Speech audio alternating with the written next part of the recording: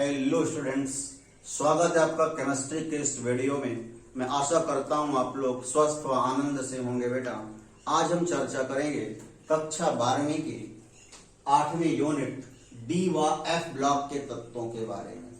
बहुत ही important topic है कक्षा 12वीं की केमिस्ट्री का, और इससे जो है निश्चित रूप से एक लॉन्ग क्वेश्चन आया करता है बेटा। ठीक है, तो हम देखते हैं डी व एफ ब्लॉक के तत्वों को। हम चर्चा करते हैं सबसे पहले डी ब्लॉक के तत्वों की। डी ब्लॉक के तत्व, डी ब्लॉक के तत्व, डी ब्लॉक के तत्व। देखिए, डी ब्लॉक के तत्व नाम से समझा। डी शब्द जो है डी कक्षक को व्यक्त करता है बेटा।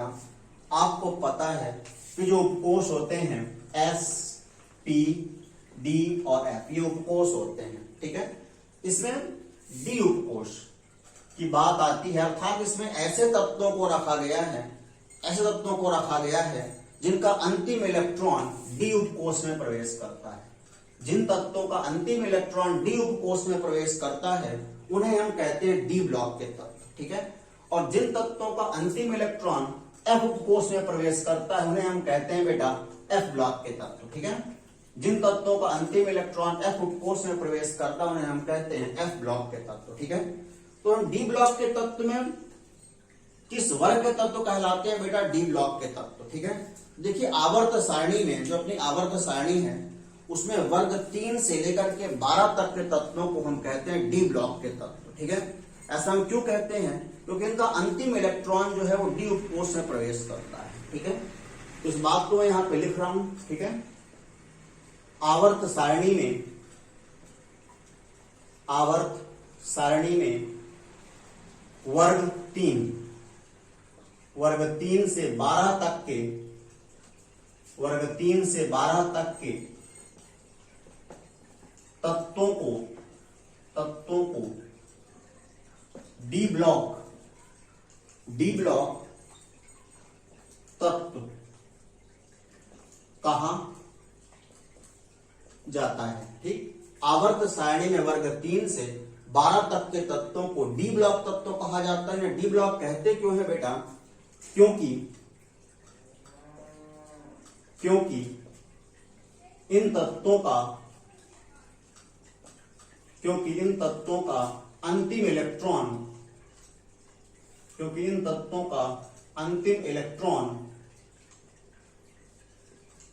डी उपकोष में प्रवेश करता है।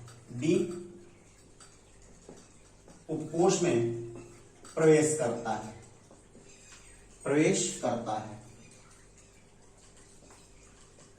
ठीक, देखिए डी ब्लॉक तत्वों की खास विशेषता यह है कि डी ब्लॉक तत्वों को सामान्यतः संक्रमण तत्व भी कहा जाता है। जो डी ब्लॉक तत्व है बेटा, उन तत्वों को सामान्यतः संक्रमण तत्व भी कहा जाता है। ठीक है, डी ब्लॉक तत्वों को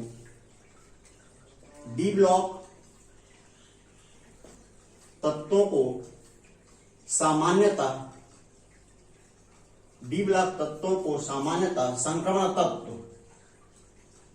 संक्रमण तत्व भी कहा जाता है।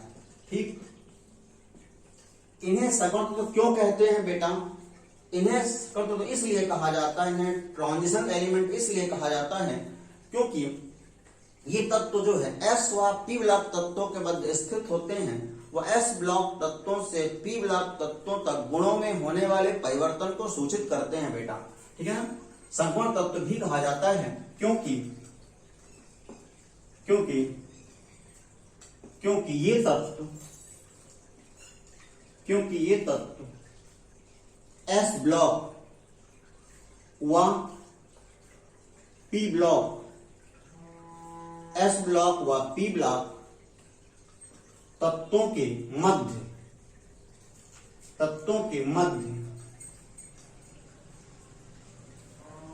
स्थित होते हैं। वह एस ब्लॉक व पी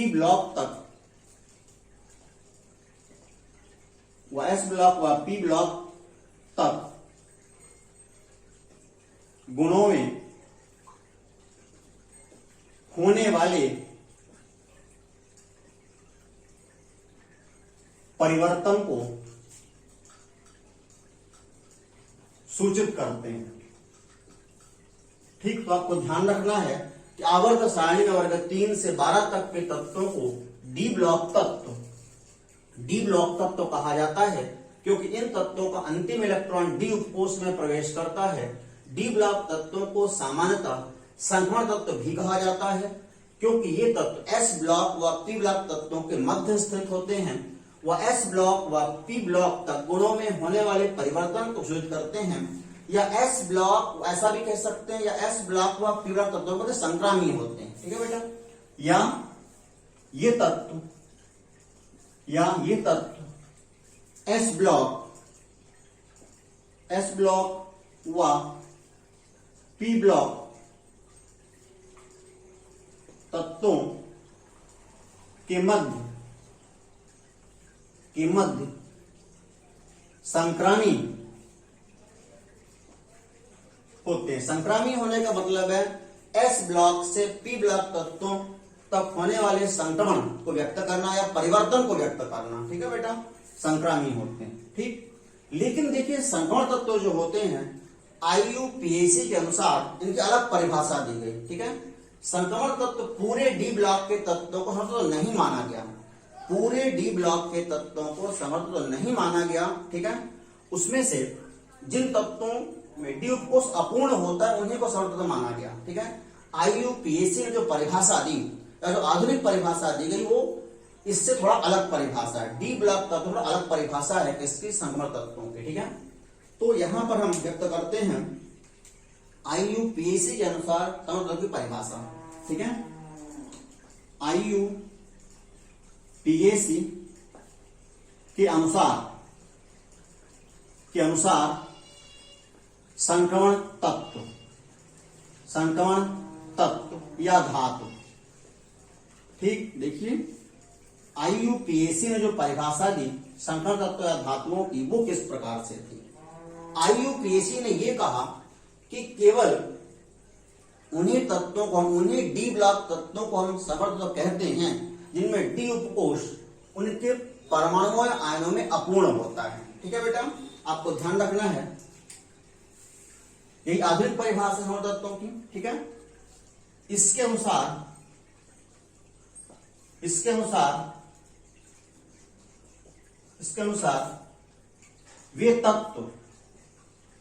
वे तत्व जिन आयनिक विन्यास में, जिनके परमाणविक या आयनिक विन्यास में डी उपकोष अपूर्ण होता है,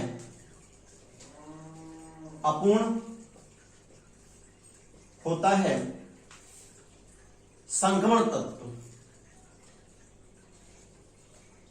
तत्व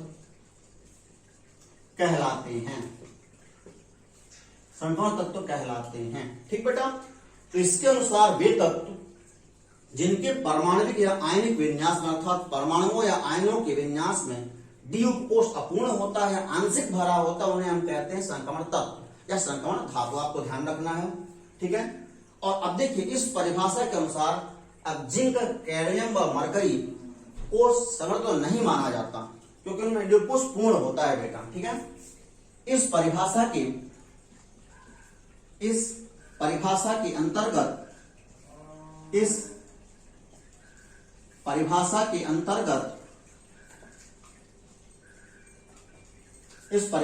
अंतर्गत जिंक, कैडमियम व मरकरी संक्रमण तत्व, जिंक, कैडमियम व मरकरी संक्रमण तत्वों के अंतर्गत नहीं आते, संक्रमण तत्वों के अंतर्गत नहीं आते।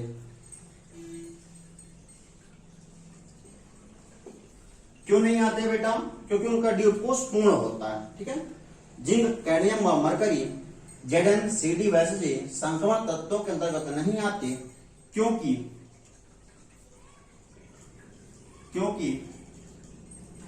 उनका डी उपकोष पूर्ण होता है। ठीक, तो आपको यह भी ध्यान रखना है कि IUPAC के अनुसार संक्रमण तत्व या धातु की क्या परिभाषा दी गई। इसके अनुसार वे तत्व जिनके परमाणविक या आयनिक विन्यास में डी उपकोष अपूर्ण होता है संक्रमण तत्व कहलाते हैं। इस परिभाषा के अंतर्गत जिंक, कैडमियम व मरकरी संक्रमण तत्वों के अंतर्गत नहीं आते क्योंकि उनका डी उपकोष पूर्ण होता है। ठीक है बेटा, लेकिन या किंतु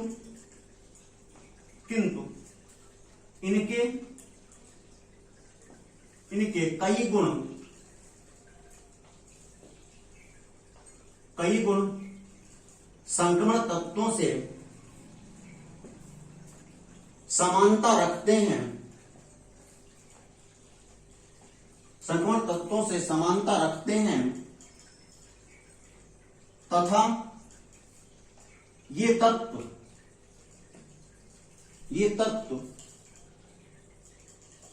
संक्रमण तत्वों के अंत में स्थित हैं, अतः इनका अध्ययन भी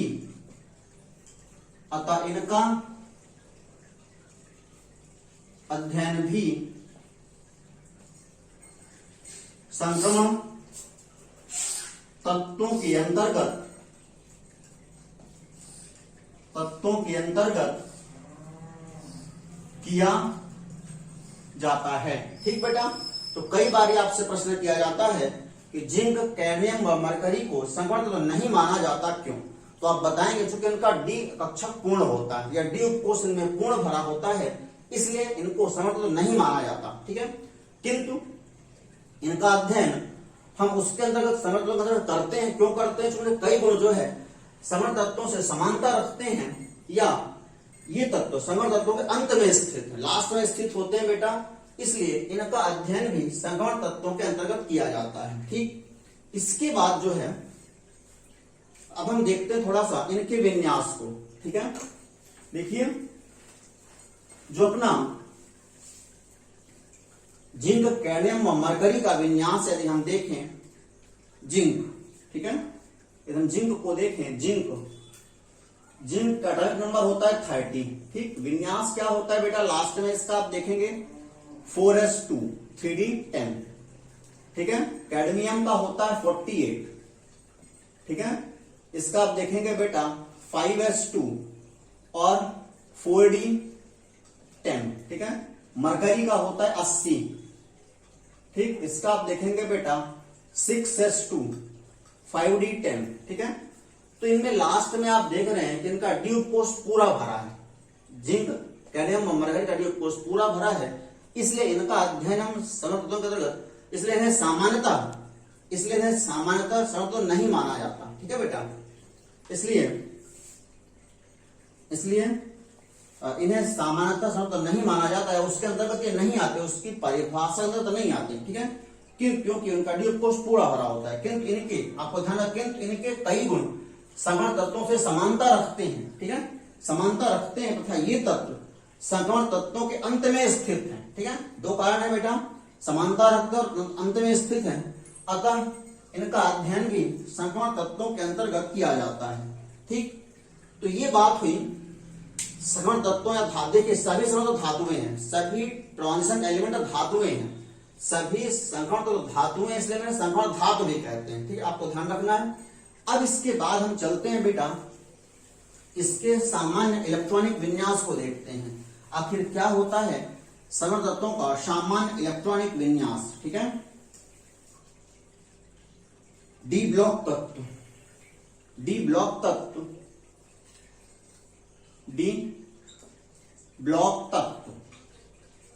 या संक्रमण तत्व। ठीक, अब देखिए परिभाषा में मामूली फर्क है। ठीक है, लेकिन यहां पर जैसा हमने बताया कि सामान्यता हम नहीं मानते कि तो अध्ययन इसके साथ में करते हैं। ठीक है, तो डी ब्लॉक तत्व या संक्रमण तत्व जो होते हैं उनका सामान्य इलेक्ट्रॉनिक इलेक्ट्रॉनिक विन्यास क्या होता है। ठीक, देखिए डी ब्लॉक तत्वों या समर तत्वों का सामान्य इलेक्ट्रॉनिक विन्यास है वो होता है बेटा, आपको ध्यान रखना है n-1 डी 1 से 10, अर्थात जो अंतिम कोष के एक पहले डी कक्षा का आएगा उसमें 1 से लेकर 10 तक इलेक्ट्रॉन हो सकते हैं, ठीक है। और ns 1 से 2, जो अंतिम कोष का s ऑर्बिटल है उसमें 1 से लेकर 2 तक इलेक्ट्रॉन हो सकते हैं, ठीक है। जैसे आपने यहां पे देखा कि 4s, ठीक है, अंतिम कोष आपका जो है बेटा कौन सा है, 4s है, ठीक है। 4s में 2 इलेक्ट्रॉन है, अंतिम के एक पहले 3d आया, 3d में 10 इलेक्ट्रॉन, इसलिए n में ये अपना घट गया, ठीक है ना, 4s, ठीक है। यहां पे क्या है बेटा आपका, यदि हम जिंक की बात करें, जिंक 30 की यदि हम बात करें तो ये है 4s2, ठीक है। ये 4 में एक घटाएंगे तो आपको डी कक्षक मिलेगा, ठीक है।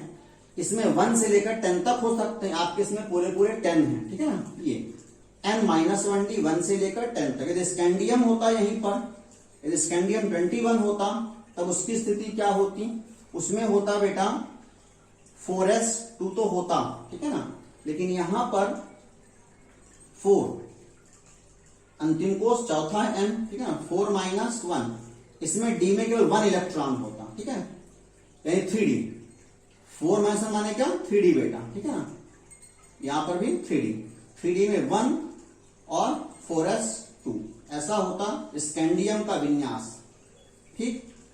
तो जो संक्रमण तत्व होते हैं आपको ध्यान रखना है कि इनका जो अंतिम इलेक्ट्रॉनिक विन्यास या सामान्य इलेक्ट्रॉनिक विन्यास होता है ये होता है n-1 डी 1 से लेकर 10 तक, ns 1 से 2 तक, आपको ध्यान रखना है, ठीक है। इसके बाद अब हम देखते हैं संक्रमण तत्व जो है बेटा उनको, उनकी श्रेणियों के बारे में या उनके वर्गीकरण को हम देखते हैं, ठीक है। संक्रमण तत्वों का वर्गीकरण, संक्रमण तत्वों का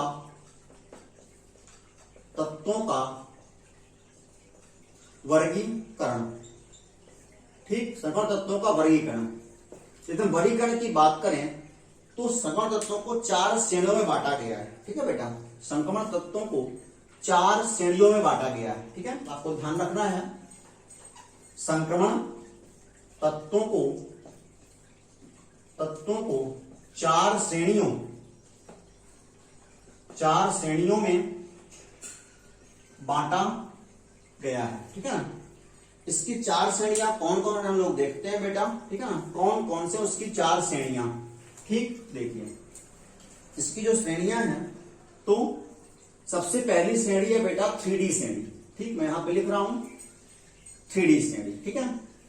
3D श्रेणी जो है तो इसे हम कहते हैं प्रथम संक्रमण श्रेणी भी, ठीक है, इसे आप कहते हैं बेटा प्रथम संक्रमण श्रेणी भी आप बोल सकते हैं, ठीक है। 3D के बाद देखिए 3D के बाद जो दूसरी श्रेणी है वो है बेटा 4D श्रेणी, ठीक है ना, जिसे हम कहते हैं द्वितीय संक्रमण श्रेणी, ठीक है। 4D के बाद, ठीक है, तीसरी है 5D श्रेणी। 5D श्रेणी से हम कहते हैं तृतीय संक्रमण श्रेणी, ठीक है। 3D 4D 5D के बाद है 6D, ठीक है, 6D जिसे हम कहते हैं चतुर्थ संक्रमण श्रेणी, ठीक है ना। ये तो इस प्रकार से जो आपका ये संक्रमण तत्वों को है 4 श्रेणियों में बांटा गया है, ठीक है बेटा, 3D 4D 5D 6D। 3D का मतलब है कि इसके जो इलेक्ट्रॉन है वो तीसरे कोष के डी उपकोष में प्रवेश करते हैं। 4D का मतलब चौथे कोष के डी उपकोष में, 5D का मतलब 5वें कोष के डी उपकोष में, 6D का मतलब 6वें कोष के डी उपकोष में प्रवेश करते हैं। 3D का पहला एलिमेंट है बेटा स्कैंडियम, ठीक है। दूसरा है टाइटेनियम Ti, ठीक है। तीसरा है वेनेडियम, ठीक है, V। चौथा है क्रोमियम Cr, ठीक है, क्रोमियम के बाद manganese, manganese, chromium, manganese, Mn, iron, Fe, iron के बाद कोबाल्ट, Co, कोबाल्ट, ठीक है, निकिल, निकिल, कॉपर और अंतिम तत्व है जिंक, Zn, ठीक है।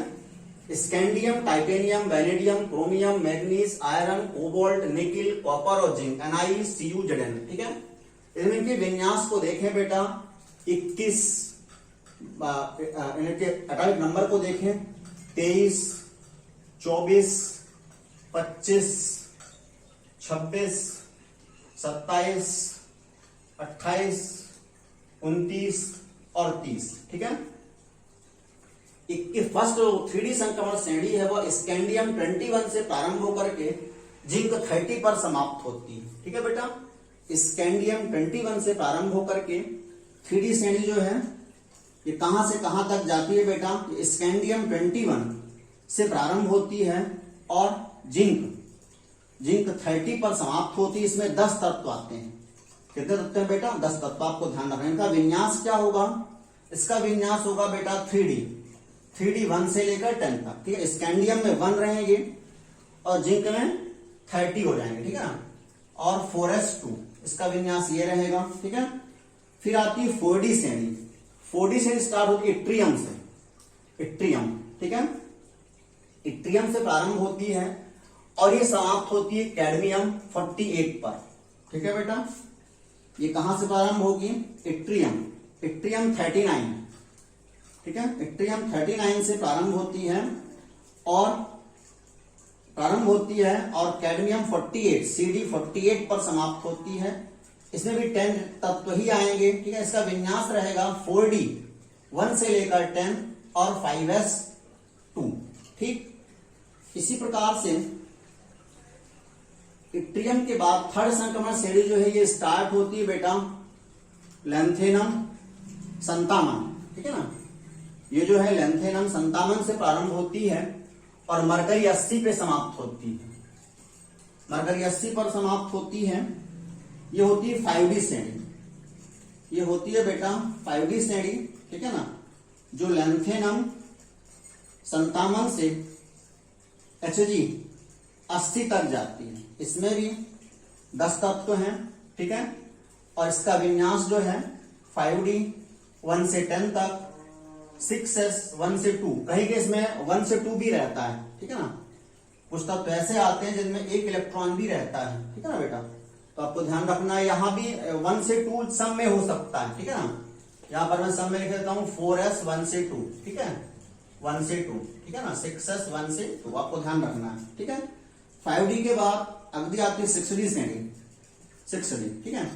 6D की जब बात आती है, आरंभ होती है एक्टिनियम 89, ठीक है ना, से कॉपरेशियम 112 पर समाप्त होती है। एक्टिनियम 89 से कॉपरेशियम 112 पर समाप्त होती है। इसमें भी 10 तत्व हैं, ठीक है ना। विन्यास इसका जो है 6D 1 से 10 और 7s 1 से 2, ठीक। ये विन्यास रहेगा इनका, आपको इन का ध्यान रखना है, ठीक है ना। इनकी स्थितियां हैं, ठीक है। अब देखिए इनको पूरा फिलअप करते हैं 6D श्रेणी 89 से, ठीक है ना। और अंत में समाप्त होती कॉपरेशियम 112 पर, ठीक। अब देखिए आप बाकी तत्वों को कैसे याद रख सकते हैं बेटा? इसके लिए आप याद रखते हैं सकी, इसके अंदर सकी ये लैला एकता है, सकी ये लैला एकता है, ठीक है। इस सीरीज को कैसा लिखेंगे? ताई जाएगी, जिरकोनियम जाएगी हाफ रफू कराने, ठीक है। जिरकोनियम का यहाँ पे 40 है, ठीक है ना। हैफनियम का यहाँ पर 72 है बेटा। यहाँ पर 20 के तत्व F ब्लॉक तत्व है, ठीक है ना। सीरियम 58 से ल्यूटीशियम 71 तक के तत्व F ब्लॉक तत्व है, ठीक है ना। यहाँ पे है बेटा रदरफोर्डियम 104, ठीक है। 90 से 103 तक थोरियम 90 से, और यहां पर मैं लिखे देता हूं लैंथेनम संतामन के बाद आएगा सीरियम 58, ठीक है। सीरियम 58 से और ल्यूटीशियम 71 तक के तत्व ये कहलाते हैं बेटा आपके F ब्लॉक तत्व, ठीक है, F ब्लॉक तक, ठीक है। इसी प्रकार से ये थोरियम 90 से लॉरेंशियम 103 तक के तत्व भी कहलाते हैं F ब्लॉक तत्व, ठीक है। आपको ध्यान रखना है ये तत्व F ब्लॉक तत्व कहलाएंगे, जो बाद में आएंगे लिखे जाएंगे वो आपके सामने, ठीक है। अब यदि हम आगे देखें, विकी नींबू टमाटर डिब्बे में, विकी ये तो पता है आपको कि ये जो है आपका वेनेडियम है, ये नियोबियम है, ठीक है, ये टेंटेलम है और ये डबनियम है, ये एलिमेंट डबनियम कहलाता है, ठीक है बेटा। Niobium, tantalum, डबनियम। क्रोमियम है, क्रोनिये मोगिया रांग साथी है, ठीक है। ये आपका क्रोमियम है, ये मॉलिब्डेनम है, ये मॉलिब्डेनम में टंगस्टन है, W टंगस्टन है, और ये सी बोरियम है, ठीक है ना, ये सी बोरियम है बेटा, ठीक है।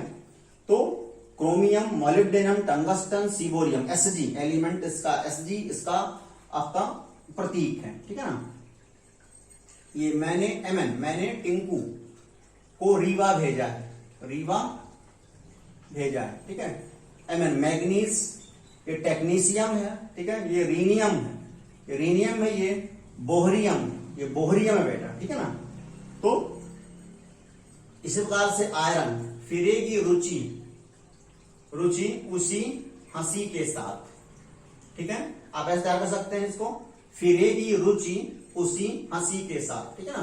तो ये आयरन हो गया, ये रुथीनियम हो गया, आर्यू रुथीनियम है, ये ऑस्मियम है, ठीक है, और HS हेस्मियम है, ठीक है। ये फिर कोबाल्ट है, कोलू रहेगा ईरान में, ठीक है।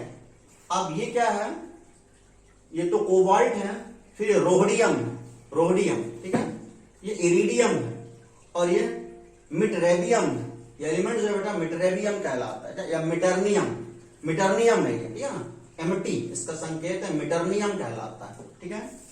निक्की पढ़ेगी प्लेट में दाने डालकर, ठीक है, DS। ये क्या है बेटा, यदि आप यहां पर देखें इसको तो निकिल हो गया, फिर ये पैलेडियम है, ये प्लेटिनम है, और ये डर्मस्टेबियम है, DF में डर्मस्टेबियम, ठीक है। ये कुक्कू एजी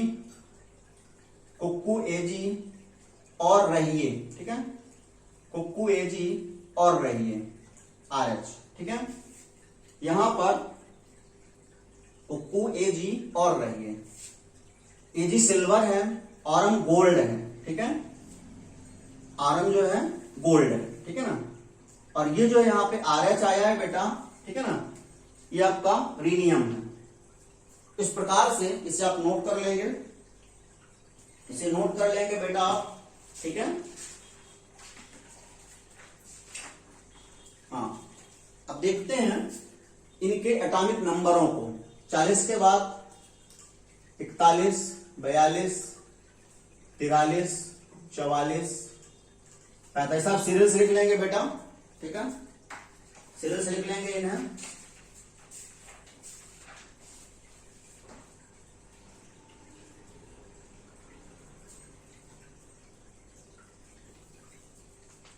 पैंतालीस, 46, 47, 48,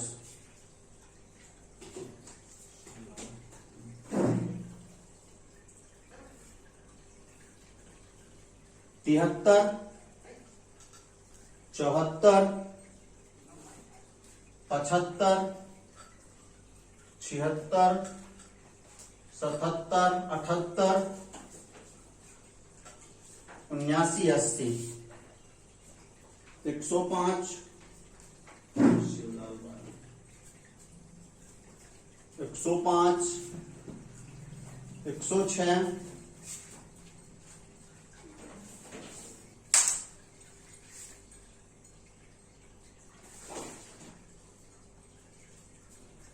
RG, यहां पे RG है बेटा, रोएंटेजीनियम, ठीक है, RG रोएंटेजीनियम एलिमेंट है यहां पे। 106, 107, 108, 109, 110, 111 और 112, ठीक। इस प्रकार से यदि आप देखें तो ये आपकी पूरी चारों संक्रमण श्रेणियां कंप्लीट होती हैं बेटा। 3D, 4D, 5D, 6D। जैसा मैं कहा 3D श्रेणी स्कैंडियम 21 से प्रारंभ होगी, जिंक 30 पर समाप्त होगी, 10 एलिमेंट आएंगे। इनका अंतिम विन्यास रहेगा 3D 1 से 10, 4S 1 से 2। ठीक। 4D श्रेणी कहां से आरंभ होगी? इट्रियम 39Y, इट्रियम 39 से प्रारंभ होगी और कैडमियम CD 48 पर समाप्त होगी। इसे 10 तत्व आएंगे। 4D 1 से 10, 5S 1 से 2। फिर 5D श्रेणी ये तृतीय संक्रमण श्रेणी है बेटा, है ना, ऐसा आप बोल सकते हैं। प्रथम संक्रमण श्रेणी, द्वितीय संक्रमण श्रेणी, तृतीय संक्रमण श्रेणी। ठीक है। ये लैंथेनम 57 से प्रारंभ होती है, लैंथेनम 57 से, और मरकरी 80 तक जाती है, HG 80 तक के जाती है। ठीक है। 10 तत्व आएंगे। विन्यास 5D 1 से 10, 6S 1 से 2। 6D श्रेणी एक्टिनियम 89 से प्रारंभ होती है और जाती है ये CN ऑपरेशियम 112 तक। 10 तत्व आएंगे। 6D 1 से 10, 7S 1 से 2। आप इन्हें याद रखते हैं, वर्गसा याद रखते हैं बेटा, इन्हें आप वर्गसा याद रख सकते हैं। सकी ये लैला एकता है। ठीक। ताई जाएगी हाफ रफू कराने, विक्की नींबू टमाटर डिब्बे में, क्रोनिये मोगिया रॉन्ग साथी हैं, मैंने टिंकू को रीवा भेजा है, फिरेगी रुचि उसी हंसी के साथ, कोलू रहेगा ईरान में, निक्की पढ़ेगी प्लेट में दाने डालकर, कुक्कू तेजी और रहिए। और इसको क्या साथ रखें आप? रखें बेटा जर्मनी। ठीक है। या जर्मनी कनाडा हारेगा चाइना से। ठीक। और एटॉमिक नंबर वैसे नाम क्या है? ये टाइटेनियम है, ये जिरकोनियम है, ये हैफनियम है, रदरफोर्डियम है, ये वैनेडियम है, डबनियम है बेटा। ठीक है ना। क्रोमियम, मोलिब्डेनम, टंगस्टन और सीबोरियम। ठीक है। सीबोरियम है ये, मैग्नीज, और ये टेक्नीशियम, रीनियम, बोहरियम, BS माने बोहरियम। ठीक है। आयरन, रोहनियम, ऑस्मियम, हैस्मियम, कोबाल्ट, और ये RH रोहडियम, RH है बेटा, यहाँ पे रोहडियम है। ठीक है ना, आपको ध्यान रखना है। RH रोहडियम, ये रोहडियम है। ठीक है। इरिडियम है, मिटरेबियम है, ये मिटरनियम है, ये मिटरनियम है बेटा, MT। ठीक है। फिर ये निकिल है, ये पैलेडियम है, PD पैलेडियम, प्लेटिनम, और DS डसमर टेबियम। ठीक है ना, ये डसमर टेबियम है बेटा। ठीक है। डसमस टेबियम है, ये कॉपर है, सिल्वर है, गोल्ड है, और माने गोल्ड सोना है, ये रोएंटेजिनियम है, रोएंटेजिनियम है, RG 111। ठीक है बेटा। और जिंक, कैडमियम, मरकरी, और ये कॉपरेशियम है, CN कॉपरेशियम 112। तो इस प्रकार से आप जो है तो ये संक्रमण तत्वों की चारों श्रेणियों का आप ध्यान रखें बेटा। अगले वीडियो में हम जो है तो संक्रमण तत्वों के गुणों के बारे में चर्चा करेंगे। धन्यवाद।